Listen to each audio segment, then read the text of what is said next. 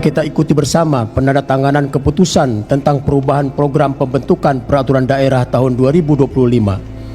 Acara selanjutnya yaitu sambutan gubernur terhadap rancangan KUA dan rancangan PPAS tahun 2026 dan perubahan program pembentukan peraturan daerah tahun 2025. Kepada yang terhormat Bapak Gubernur, kami persilahkan. Instruksi pimpinan, sedikit Doni Huta Barat dari fraksi PD Perjuangan. Sebelum masuk pada tanggapan Pak Gubernur terkait dua agenda tersebut, ada beberapa hal yang saya harus sampaikan. Izin Pak Gubernur, saya minggu lalu turun ke daerah pemilihan saya menerima undangan dari masyarakat yang terdampak dari surat edaran terkait penutupan 26 perusahaan tambang yang ada di Kabupaten Bogor. Nah, saya mau menanyakan Pak Gubernur, langkah selanjutnya setelah penutupan ini seperti apa? Karena yang saya terima dari masyarakat ada sekitar 13.544 KK yang terdampak, yaitu dari pedagang, dari pelaku usaha, dari supir segala macam, dan kemudian ada yang dilakukan oleh Dinas DPMD. Itu yang terdata ada sejumlah 2.644 jiwa yang terdampak. Nah, kemudian ada informasi yang disampaikan bahwa Pemprov akan memberikan bantuan senilai 3 juta rupiah. Saya tidak tahu 3 juta rupiah ini per jiwa apa per KK. Nah, kalaupun sudah dijanjikan seperti itu, tindak lanjutnya seperti apa? Kalaupun memang benar 3 juta per KK, anggaran yang digunakan dari mana? Nah itu, dan kemudian saya harus sampaikan juga, ini mungkin sudah disampaikan bahwa ada audit terhadap 26 perusahaan ini, dan tindak lanjutnya sampai hari ini saya juga tidak tahu. Saya coba berkomunikasi dengan Pak Kadis menanyakan tindak lanjutnya, saya juga tidak direspon. Nah kemudian kalaupun ini ada audit, kalau kita mengikut undang-undang, perusahaan tambang di sana itu tidak diperkenankan untuk melewati jalan raya Parung Panjang Bunar. Kenapa? Kalau menurut undang-undang jalan raya itu tonasenya itu masuknya kelas 2, tonasenya hanya 8 ton. Nah, jadi yang saya mau sampaikan di sini Pak Gubernur, saya harapannya ke depan bagaimana supaya jalan tambang terrealisasi. Yang kedua, bagaimana tindak lanjut Pemprov terhadap 13.544 jiwa yang terdampak yang menggantungkan hidup di pertambangan tersebut. Kenapa pada saat saya turun ke sana ada anaknya yang sudah tidak bersekolah, kemudian ada yang sudah sulit untuk memenuhi kebutuhannya sehari-hari. Nah, saya harus memperjuangkan aspirasi ini Pak Gubernur. Saya harus menyampaikan apa tindak lanjut dari pemerintah provinsi terhadap surat edaran yang dikeluarkan oleh pemerintahan provinsi. Nah, kenapa? Kalau menurut Undang-Undang Minerba, perusahaan tambang wajib mempunyai jalur tambang. Kalaupun mereka tidak punya jalur tambang, mereka bisa menggunakan jalan umum, tapi tentunya mengikuti ketentuan peraturan perundang-undangan. Nah, saya berharap ada tindak lanjut Pak Gubernur. Kenapa? Mereka sudah hidup bertahun-tahun di dunia pertambangan tersebut. Terima kasih.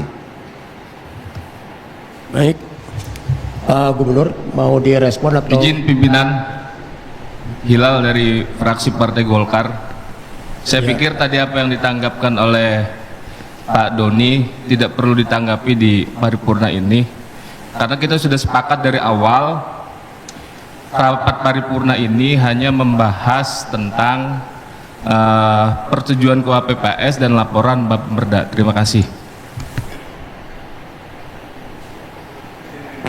Ya, terima kasih. Saya berharap terserah mau ditanggapin atau tidak. Ya. Tapi saya harus menyampaikan apa yang disampaikan masyarakat terhadap saya. Ya, terima kasih. Kenapa saya coba berkomunikasi dengan kepala dinasnya, saya tidak mendapatkan jawaban apa-apa.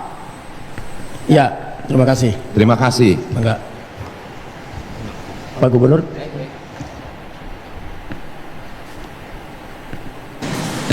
Baik, terima kasih ya.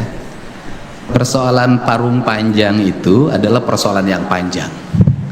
Sudah berpuluh-puluh tahun, sebuah areal yang mengalami kehancuran luar biasa, kemudian jumlah yang meninggalnya sudah lebih dari 100 orang, kecelakaannya hampir tiap hari, masyarakat kena ISPA, dan itu tidak bisa diselesaikan dengan hanya membangun jalan.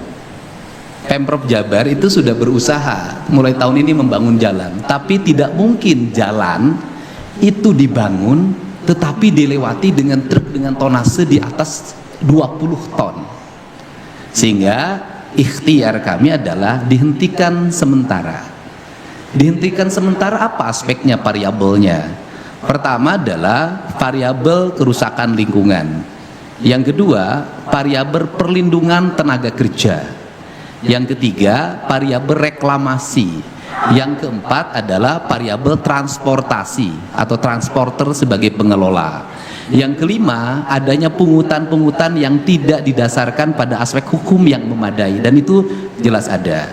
Sehingga tim audit pemerintah Provinsi Jawa Barat yang terdiri dari para akademisi sudah bekerja, mungkin dalam waktu tidak terlalu lama akan segera diumumkan hasil auditnya. Bagaimana sikap pemerintah Provinsi Jawa Barat? Sikap pemerintah Provinsi Jawa Barat akan mengikuti rekomendasi audit pakar, karena kami tidak ingin mengambil keputusan berdasarkan pertimbangan politik. Itu yang pertama.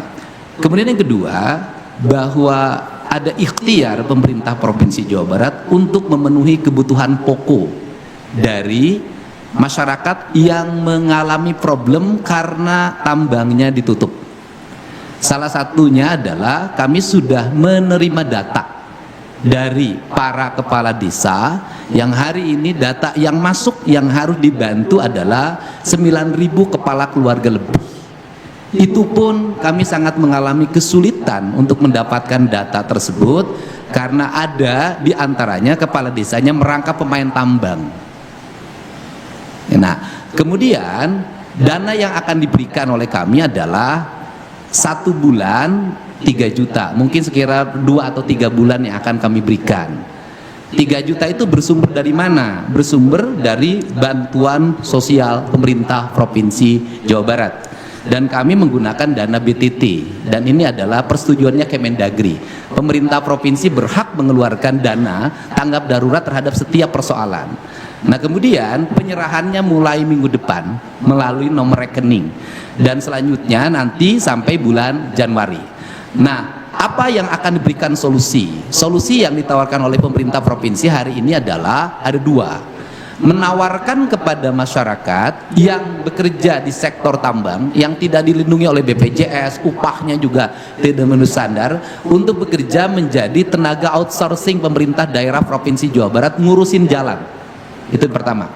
Yang kedua adalah para sopir kami tawarkan mendapat kredit mobil 2 sumbu tanpa bunga kerjasama dengan BJB. 2 hal ini yang akan kami lakukan, termasuk kami ingin mendorong ke depan agar tambang-tambang ini dikelola secara baik oleh kelompok masyarakat dan masyarakatnya masyarakat setempat. Agar apa? Agar pertumbuhan ekonomi tumbuh, karena berdasarkan hasil data yang kami miliki, masyarakat yang di sekitar tambang itu rata-rata tingkat ekonominya sangat rendah walaupun sudah berpuluh-puluh tahun. Andai kata ada orang atau anak yang tidak bekerja, tidak sekolah karena penghentian kegiatan penambangan, kami bertanggung jawab. Mana datanya ke sini akan kami masukkan lagi sekolah dan kami bayar biaya sekolahnya. Ini adalah ikhtiar yang kami miliki. Untuk itu saya ucapkan terima kasih atas pandangannya, karena kita membangun tidak hanya bicara pada satu kepentingan, tetapi juga di luar kepentingan yang lainnya. Terima kasih. Download Tribun X sekarang, menghadirkan lokal menjadi Indonesia.